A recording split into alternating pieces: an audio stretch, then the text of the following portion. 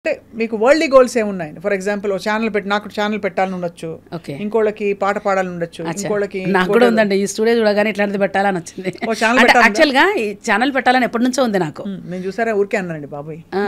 యాక్చువల్గా ఉంది స్వప్న గారు, నాకు ఇట్లాంటివన్నీ ఉన్నాయి కొన్ని.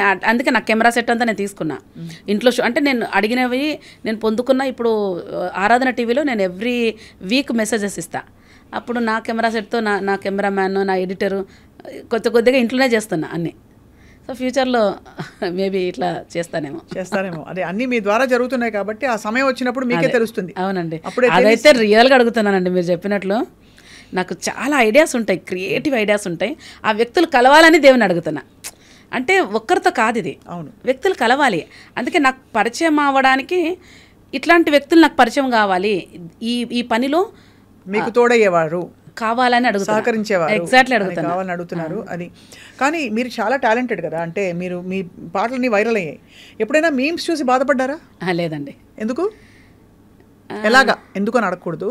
ఎలా బాధపడలేదు? లేదు అయ్యో నన్ను ఇలా అన్నారు, ఏంటి ఇలా చేస్తున్నారు నా పాటని అంటే వాళ్ళు ఏదో అంటే వాళ్ళు సంతోషం. ఇప్పుడు తెలుసును డాడీ చేస్తున్నారు, నేనే అప్లోడ్ చేశాను నా దాంట్లో. ఒకరు పెయింట్ వేసుకొని డ్యాన్స్ వేస్తూ చేశారు. నాకు ఎందుకు బాగా నచ్చింది అది. అంటే వాళ్ళు ఏదో చెడుగా చేసి నన్ను ఏదో చెడు అంటలేరు కదా, ఏదో వాళ్ళు ఆ పాట పాడుతున్నారు, వాళ్ళకి నచ్చింది, వాళ్ళు పాడుతున్నారు. అది సో నాకు ఎంజాయ్ చేస్తాను అవి. అసలు నేనే నా దాంట్లో అప్లోడ్ చేశానండి ఒకటి మేము నాకు నచ్చింది కాబట్టి అప్లోడ్ చేశాను. సో మీరు ఆ ధైర్యం ఉంది మీలో. అందులో అంటే వాళ్ళు నన్ను చెడ్డగా అంటలేరు కానీ వాళ్ళు యాక్టింగ్ చేస్తున్నారు. ఇప్పుడు లోకం ఎట్లుందండి, ఏ సినిమా పాట వచ్చినా వాళ్ళు యాక్టింగ్ చేసి 1 minute రీల్స్ పెడుతున్నారు. Let them do and enjoy. మీరు మరి మహేష్ బాబు గారు యేసుప్రభు వేషం వేయబోతున్నారని వినికిడు కానీ మీకు తెలుసు? చూశాను, ఫొటోస్ చూశాను. అదే. సో మరి ఏమనుకుంటున్నారు ఆ ఫిల్మ్ గురించి? ఏమనుకుంటాను నేను అంటే ఎలా ఉంటుంది అనుకుంటున్నారు? ఏమన్నా ఇలా ఉండాలని. కరుణామయుడు చూసారా సినిమా మీరు? చూసానండి. ప్యాషన్ ఆఫ్ క్రైస్ట్ చాలా బాగుంది. ప్యాషన్ ఆఫ్ క్రైస్ట్, కరుణామయుడు చాలా బాగుంది, పాతది కదా. కృష్ణ గారు చేసినది కూడా చాలా బాగుంది. ఇందులో కరుణామయుడు సినిమాలో ఉంది కదా, గుర్తుంది ఆ పాట? ఇంకా గుర్తు నాకు, రామకృష్ణ కరుణరథం అది చాలా బాగుంటది. అదొకటి, యేసుని ఎత్తుకుని ఈజిప్టుకుని అవును వెళ్ళి చేరవయ్యా, అది కూడా చాలా బాగుంది.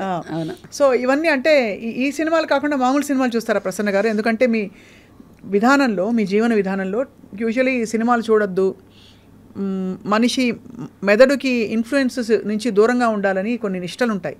మీరు చూస్తారా? అంటే మీరు ఎలాగో బలపడ్డారు కాబట్టి మీ ఫెయిత్. అట్లని కాదు కానీ ఏమో నాకు ఫిల్మ్స్ అంతా ఇంట్రెస్ట్ ఉండదు, కానీ ఇప్పుడు ఇంతవరకు అయితే ఎక్కువ చూడలేదు. ఒకవేళ కథ ఏంటో చెప్తే ఏమో, నాకైతే ఎప్పుడైతే చూడలేదు. ఏ సినిమా చూడరైతే? చూడలేదు ఇంత. అంటే చూడడం అంటే గుర్తులేదండి నాకు ఏం చూసాను అనేది. అంతే. కానీ మామూలు సినిమాలు చూడడం, రెస్టారెంట్స్కి వెళ్ళడం. రెస్టారెంట్స్కి వెళ్తాం కానీ థియేటర్స్కి ఇంతవరకు అయితే. అప్పుడెప్పుడో నేను LLB చేసేటప్పుడే నువ్వే కావాలి సినిమా రిలీజ్ అయింది అప్పట్లో. సో మా ఫ్రెండ్స్ అంతా వెళ్తున్నారు. ఆ టైంలో నేను చాలా గాయంలో ఉన్నా ఈ విషయంలో. అప్పుడే ఈ పాట రాసా. ఆడవాళ్ళు సినిమాకి వెళ్తుంటే నువ్వే కావాలి సినిమా, అది రాస్తారు అనుకుంటా చేసింది.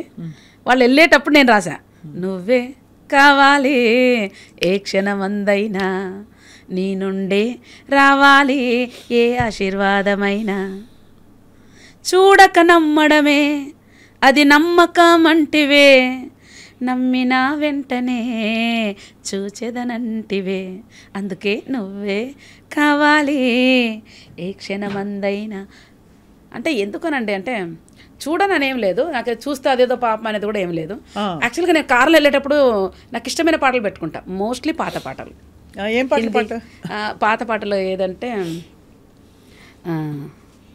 ఎన్టీఆర్ పాట ఉందండి, ఇది ఏదంటే ఊహల్లు గుసగుసలాడే నా హృదయము ఊగిసలాడే, వల్లదన్న వినది మనసు కళ్ళనైన నిన్నే తలచు, కళ్ళ కాదుగా నల్లలాల, అట్లాంటి పాటలు. మంచి టేస్ట్. పాత పాటలు అంటే చాలా ఇష్టం అండి. కళ్ళ ఇదని నిజమిదని తెలియదులే బ్రతుకింతేనులే ఇంతేనులే, ఓ అట్లాంటి పాత పాటలు చాలా ఇష్టపడతా. డుబుడు అనే నాకు ఇష్టం ఉండదు అసలు. ఒకసారి అంటే ఇంకోసారి గుర్తుండదు, నాకు డిస్టర్బెన్స్ అనిపిస్తుంది అవన్నీ. పాత పాటలు చాలా బాగుంటాయి, ఈవెన్ హిందీలో కూడా పాత సాంగ్స్ వింటా.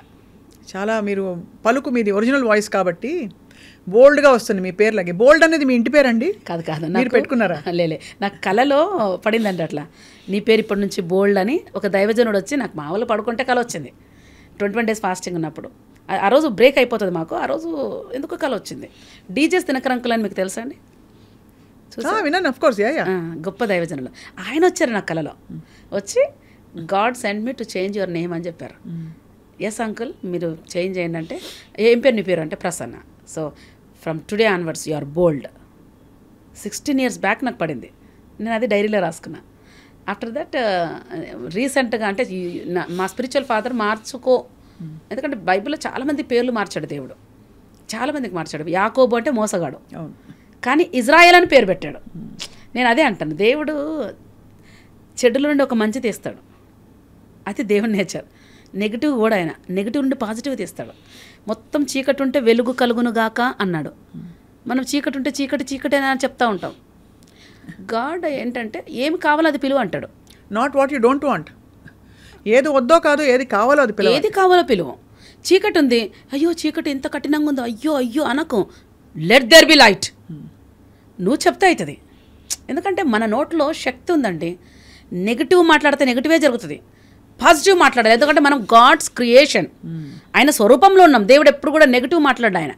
అందుకే మనన్ను కూడా దేవుడు ఏమంటే నువ్వు పాజిటివ్గా మాట్లాడు అంటాడు. అదే ఇప్పుడు లెట్ దేర్ బి లైట్ అంటే, చూడు చీకటి చూసి దేవుడు వెలుగు కలుగును గాక అన్నప్పుడు ఇమ్మీడియట్గా దెర్ వాజ్ లైట్ అని ఉంది చూడండి.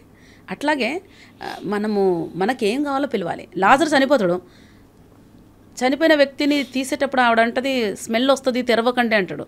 దేవుడు అంటాడు ఆయన పునరుద్ధానము, ఆయన రిజరక్షన్, పునరుద్ధానం జీవం నేనే అన్నప్పుడు లాజరు బయటికి రా, చనిపోయినని పిలిస్తే బయటకు రావటం. అంటే దాన్ని బట్టి మనకేం తెలుస్తుంది అంటే, నెగిటివ్ను చూసి ఏడవడానికి మనం పుట్టలే, నెగిటివ్లో నుండి పాజిటివ్ తీసుకురావడానికి మనం పుట్టాం. అంతే కదా. అదే beautifully said. It gives so much hope to, ఎంతమందికి మంచి హోప్, మంచి ధైర్యం. అండ్ అలాగే ఈ క్రిస్మస్ సీజన్, మామూలుగా క్రిస్మస్ పండుగ ఎలా చేసుకుంటారు ప్రసన్న గారు మీరు? నాకేమనిపిస్తుంది అంటే, అది పండగ అంటే సపరేట్ ఉంటుంది నాకు. ఎవ్రీడే ఆయన నా కొరకు పుట్టాడు కదా అనేది బియాండ్ మెజర్ ఆనందపడతాను నేను. నాకు ఒక డేటు దానికి లిమిట్గా ఉండదు నాకు. ఈవెన్ క్రిస్మస్ ఉంది కదా, నేను కనీసం షాపింగ్ కూడా చేయలేదు. నాకు ఇంట్రెస్ట్ కూడా ఉండదు. ఏదో ఉన్నది కట్టేస్తాను. నాకున్నవి ఏవైతే ఉన్నాయో ఇతరులకు ఇవ్వడానికి ఇష్టపడతా.